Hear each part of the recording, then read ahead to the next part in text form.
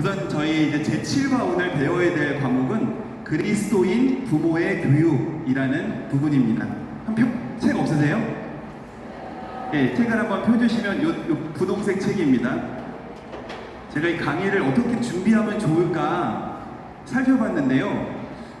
강의 내용은 그냥 나눔인 거더라고요. 보니까 나눔인데 이걸 어떻게 하면 좀 잘 나누실 수 있게끔 도와드릴 수 있을까 하는 게 제 목표라고 생각했었어요.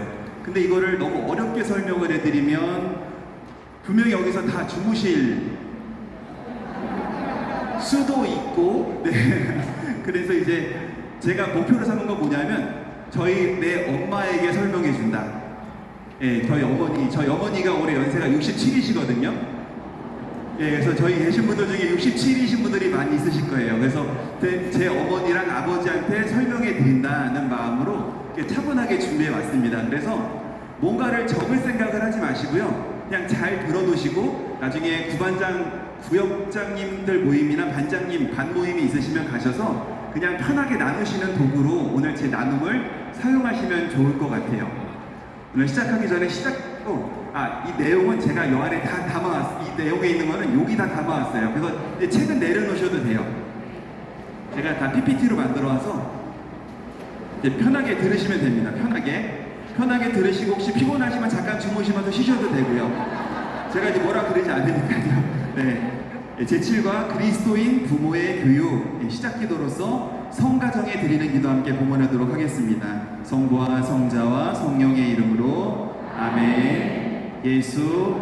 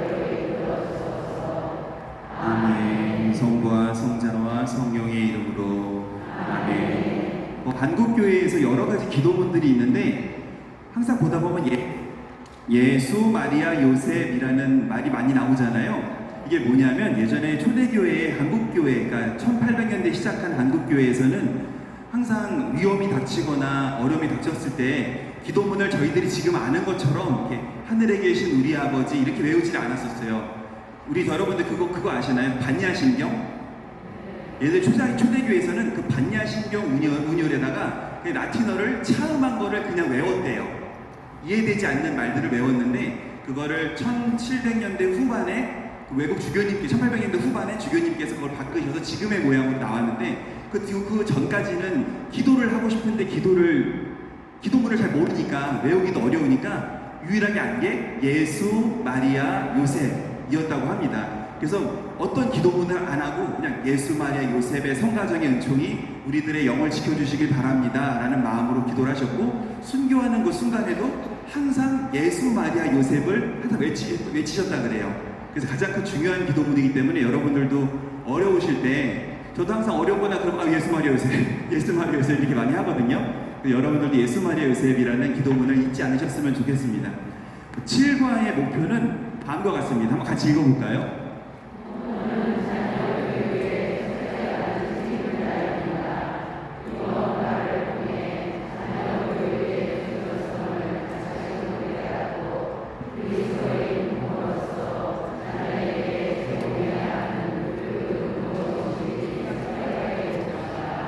네, 교회의 가장 큰 작은 단위 시작을 우리는 교회의 시작을 가정이라고 얘기를 해요.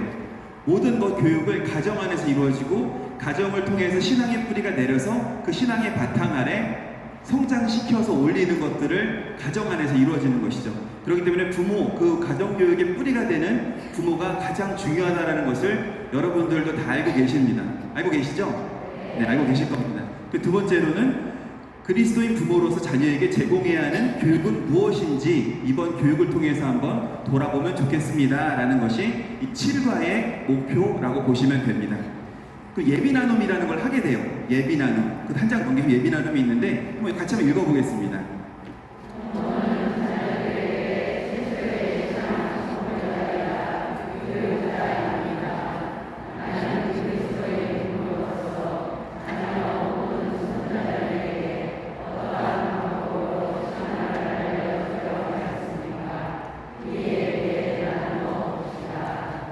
가정 안에서 최초의 신앙 선포자는 자녀들 스스로 신앙을 알 수 있는 것이 아니라 부모님의 신앙적인 모범을 통해서 신앙을 전수받고 그 신앙의 교육을 통해 자신의 신앙을 키워나가는 거예요. 예전에는 피렌체나 이탈리아 그런 데서는 공방이라는 게 있었어요. 지금처럼 학교가 있는 게 아니라 공방 안에 들어가서 하나하나 배워서 장인이 되어가는 거였거든요. 그래서 가정 안에서 기도의 장인으로 양성시키는 최고의 장인은 다른 사람이 아니라 여기 계신 부모님들이 그 기도의 장인이 되어야 되는 거죠.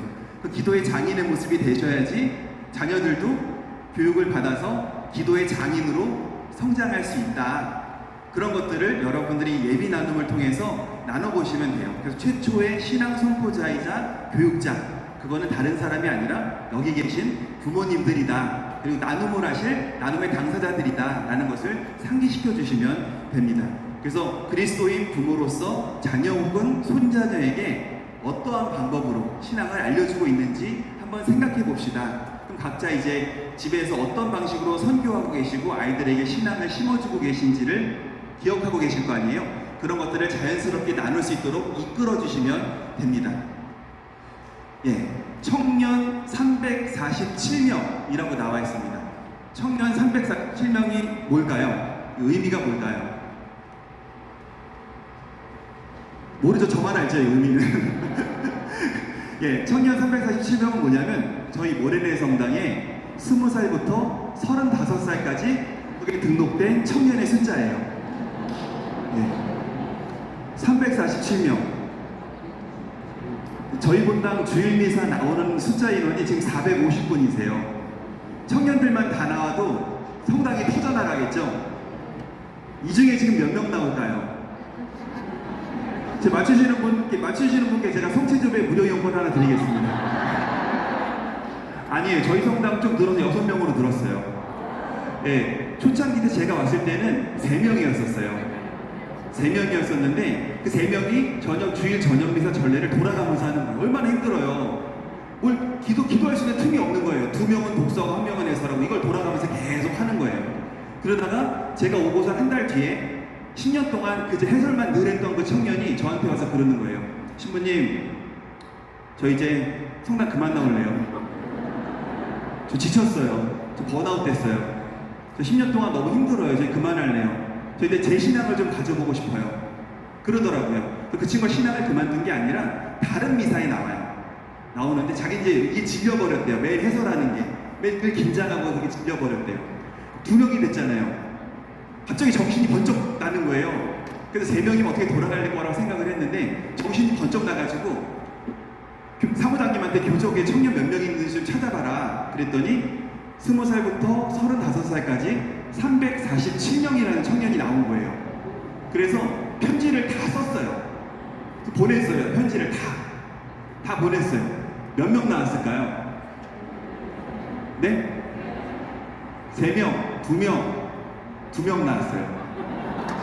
2명. 347명 중에 2명이 나왔는데 그 2명도 모르네 성당에서 신앙활동을 했던 청년이 아니라 그냥 세례를 받고 신앙을 모르던 아이인데 제 편지를 받고 신부님이 너무 불쌍해 보인다. 얼마나 신부님이 애들이 간구하고 청년이 보고 싶었으면 이런 편지를 구구절절 써가지고 보냈을까. 그 얼굴이 궁금하다 해서 그 2명이 나왔어요. 그래서 몇 명이 됐을까요?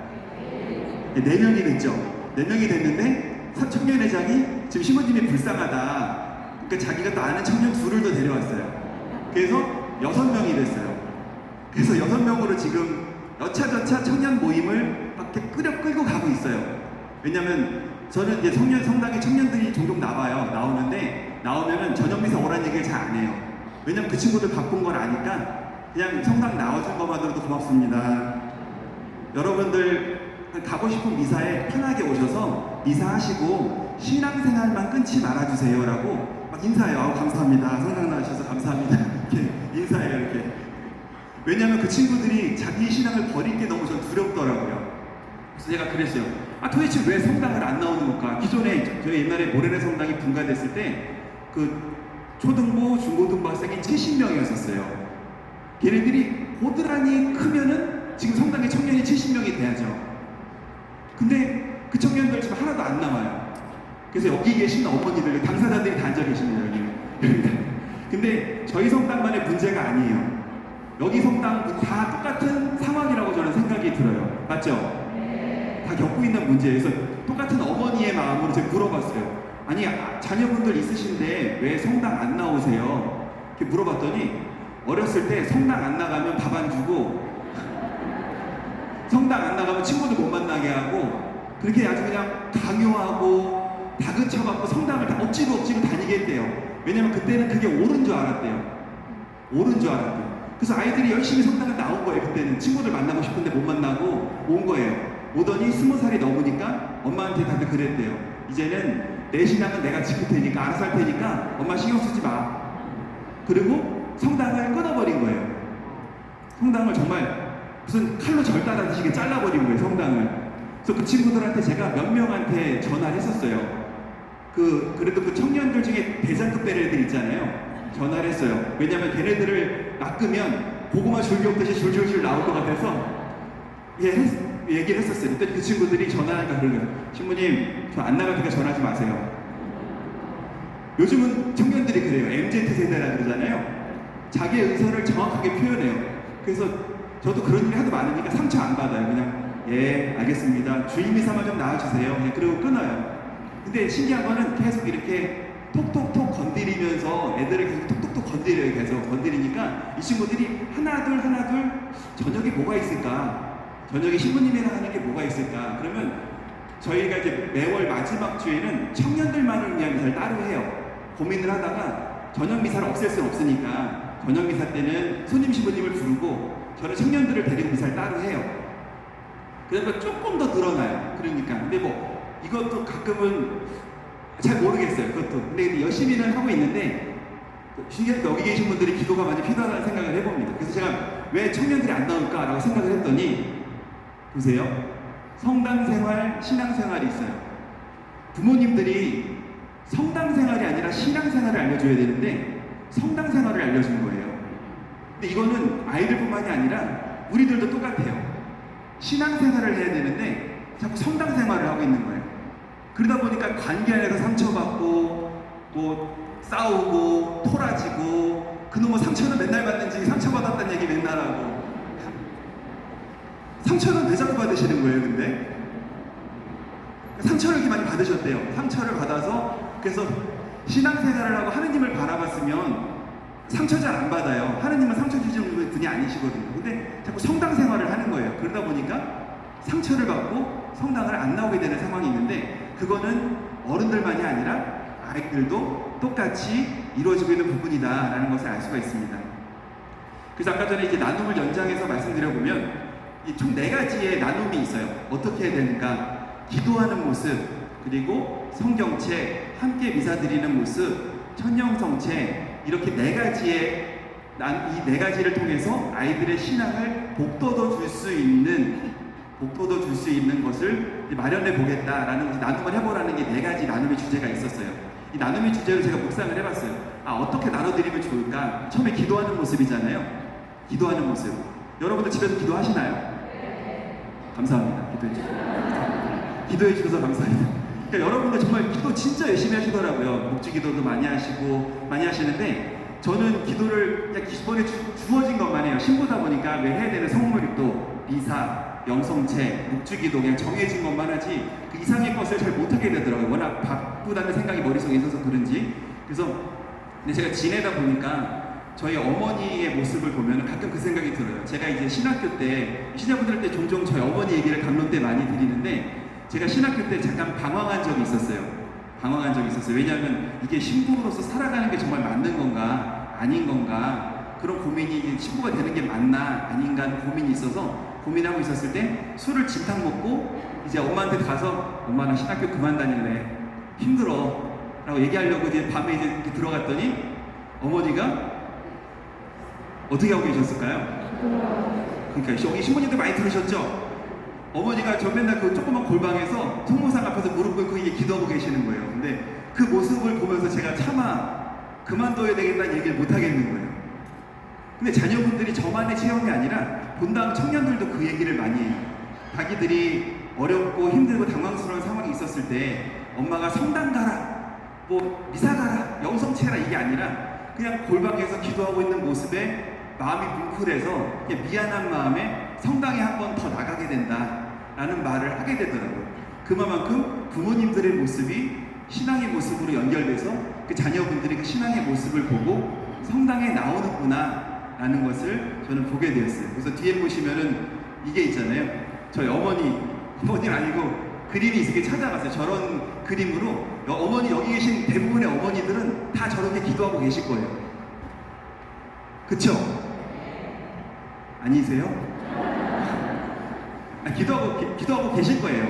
기도하고 계실 거고 그 기도의 모습으로 자녀분들이 아마 언젠가는 성화돼서 그 기도의 힘으로 성당에 나오는 뿌리가 이 어머니들이 될 것이다 라는 생각을 해봅니다. 그래서 저는 이제 집에서 부모님들이 가족 기도하는 걸 되게 권해드려요.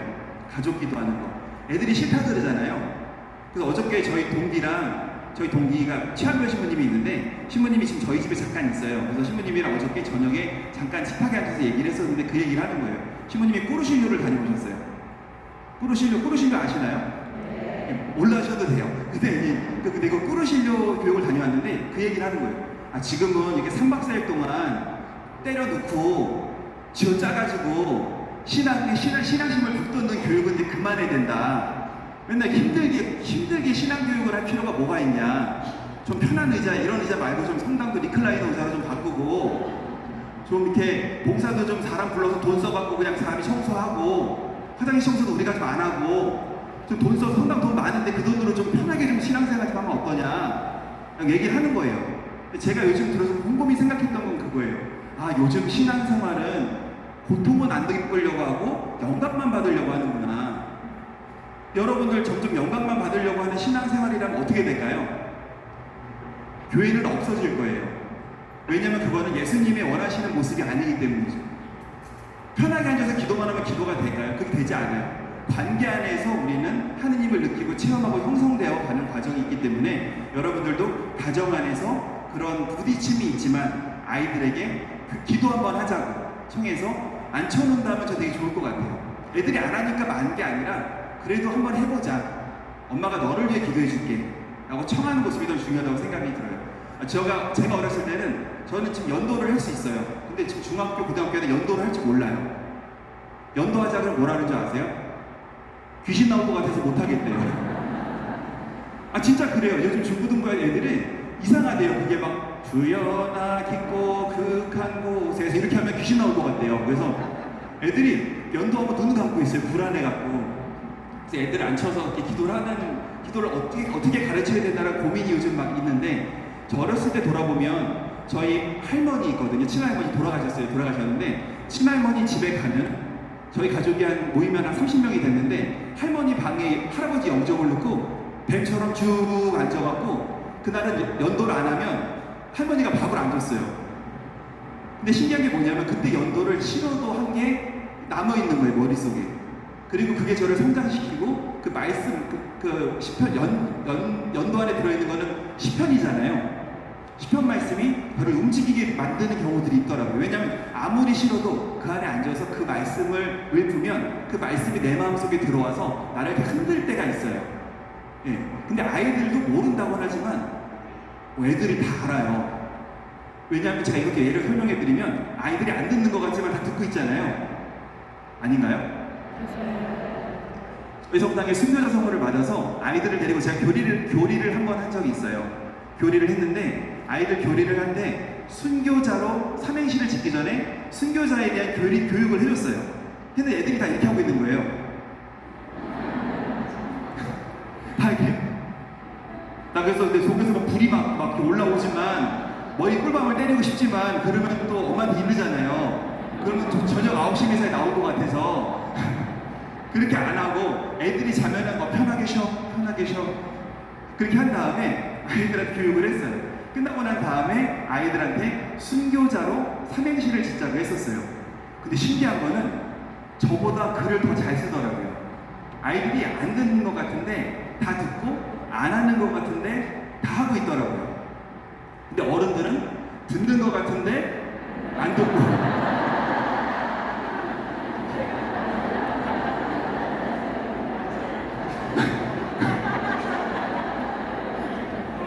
공감하시죠? 이러시면 안 돼요. 다 들으셔야 돼요. 들으셔야 돼요. 안 돼. 진짜 정말 어른들은 듣는 것 같은데 안 듣고 하는 것 같은데 네, 그래요. 그래가지고 그래서 이게 어떻게 해야 되나라는 생각이 드는데 여러분들의 그런 마음을 깨트리고 아이들에게 그런 신앙심을 기도하는 모습으로 심어주시기를 바라는 마음이 있습니다. 두 번째로는 성경책. 성경을 읽어야 된다. 성경을 왜 읽어야 될까? 가정 안에서 성경을 왜 읽어야 될까요? 네? 네. 성당 가서 1시간 성체조배 하세요. 네. 네. 정답이어서 그래요. 네. 믿음과 신앙의 뿌리를 내리기 위해서 성경을 읽는 게 맞는 말씀이에요. 근데 성경의 가장 큰 원천은 뭐냐면 우리들이 살아가야 될 영원한 양식이 들어있기 때문에 그래요. 그 영원한 양식이란 말씀은 성경이란 말씀 안에서 하느님께서는 여러분에게 사랑한다고 편지를 써주신 거예요. 그 편지를 계속 읽어야지 하느님이 날 사랑하고 있구나라는 걸 알 수 있잖아요. 하느님이 눈에 보이시나요? 느껴지시나요? 느껴지신다고 해야 돼요. 아니라고 하시면 안 돼요. 하나님이 느껴지세요. 느끼셔야 돼요.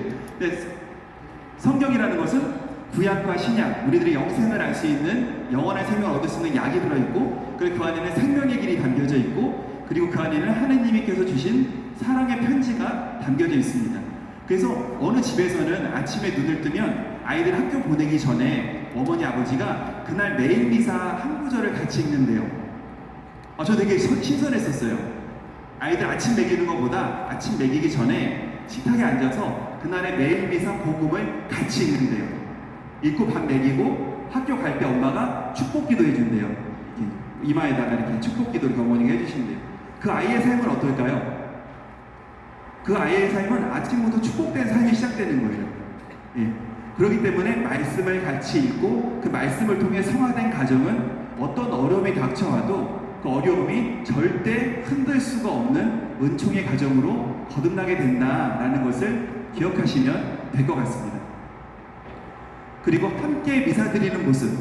미사를 어머니 따로 아버님 따로 오시잖아요. 저희 성당은 같이 오시는데 또 따라 앉으시더라고요, 항상. 되게 신기했었어요. 이게 하루 종일 살이 나서 귀찮아서 그런지 성당은 따라 앉으시더라고요. 아니시죠? 아니, 뭐 그럴 수도 있어요. 아니, 저희 성당은 제가 이제 신부들은 여기 서 있잖아요. 위에 서 있으니까 밑에가 다 보여요. 그러면 이제 부부들이 다 보이시잖아요. 근데 저희 성당은 신기하게 다 따로 이쪽 자리 한 명, 이쪽 자리 한 명. 다 이렇게 앉으시더라고요. 그래서 되게 신기하긴 한데, 근데 성당에서 오실 때 자녀들이랑 같이 오는 집들이 있어요. 근데 제가 어린이 미사 오는 그 부모들한테 가끔 유아방에 들어가서 말씀을 드려요. 뭐라고 말씀드리냐면, 거기 계시지 마시고 나와서 밖에서 같이 드리세요. 같이 드리세요. 그럼 그래요. 애들이 자꾸 난리쳐요. 소리 질러요. 신부님한테 분심 들 것 같아요. 저 분심 안 들어요. 아이들이 미사를 그 칸막이 처진 넘어서는 그냥 보는 거지 드리는 게 아니에요. 나와서 함께 드리세요. 아이들이랑. 미사의 은총에 젖어 들어가야 돼요. 애들도. 난리치는 거 저 신경 쓰이지 않아요. 라고 말씀을 드렸어요. 근데도 알고 봤더니 엄마 아빠들이 그 시간에 좀 쉬고 싶은 거예요. 그 속마음은 그냥 미사라도 와서 애들 쪄놀게 하고 자기는 저쪽에서 자더라고요. 엄마 아빠들이. 그래서 그것도 좋다. 그것도 좋다. 나와주는 것만으로도 감사하다. 라는 생각을 했었어요. 근데 미사의 은총이라는 게 있어요. 미사의 은총. 근데 우리들이 미사를 갈 때 그러잖아요. 미사 가야 돼. 애들한테 미사 가야 돼. 애들이 뭐라 그래요? 가기 싫어요. 왜 가야 돼요? 뭐라고 설명하세요? 자매님, 뭐라고 설명하세요?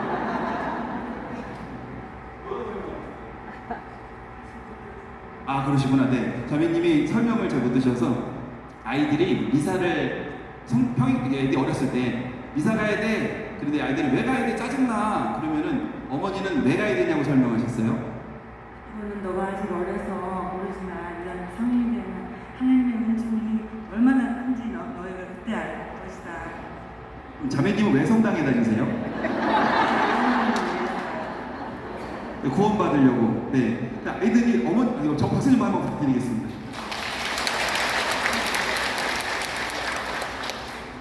근데 어머니가 정말 잘 설명해 주셨어요. 내 영혼 부령을 위해서 다니는 것도 있고, 아이들 영혼을 구원하기 위해서 다니는 것도 있는데, 부모님들은 대부분이 성당을 애들이 안 다니면 나중에 자신이 장례비사를 못 받을까봐